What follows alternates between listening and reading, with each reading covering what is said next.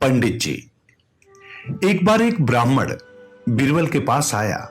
वो बीरबल के पास एक अजीब सी विनती लेकर आया था। उसे पूरी उम्मीद थी कि बीरबल उसकी समस्या का कोई हल अवश्य निकाल देंगे। दरअसल बीरबल अपनी होशियारी के लिए आसपास के गांव में भी बहुत मशहूर थे।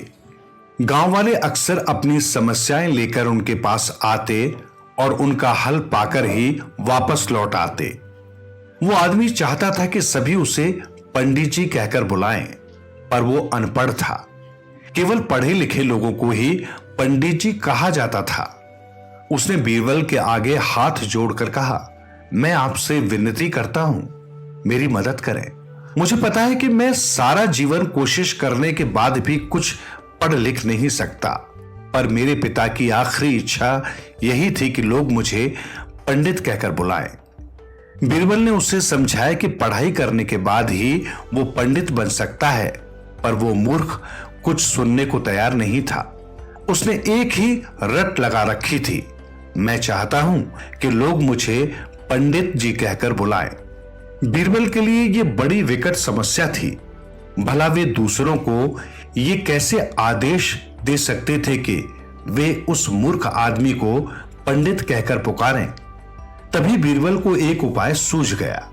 वे उठकर अपने नौकरों के पास गए और उन्हें कहा, जो व्यक्ति मेरे पास आया हुआ है, जब वो यहां से बाहर जाए तो उसे रास्ते में पंडित जी कहकर चढ़ाना। कुछ दूरी तक यूं ही साथ चलना। अगर वो गुस्सा होकर तो भी तुम उसे चढ़ाते रहना। अगर वो तुम पर पत्थरों से वार करे तो भी तुम ऐसा ही करते रहना। जब आसपास के लोग तुम्हें ऐसा करते देख लें तो तुम वापस आ जाना। फिर वे अपने स्थान पर आए और पंडित से बोले, आज का दिन बहुत अच्छा है, तुम्हारी इच्छा अवश्य पूरी होगी। लोग तुम्हें पंडित ही कहेंगे, पर तुम्हें एक काम करना है। जब भी कोई तुम्हें पंडित कहे तो तुम उन पर गुस्से से चिल्लाना या पत्थर उठाकर फेंकना। मूर्ख ब्राह्मण को कुछ समझ नहीं आया, पर उसने ऐसा करने की हामी भर दी। पढ़ने लिखने के मुकाबले ये काम आसान था और वो इसे आसानी से कर सकता था।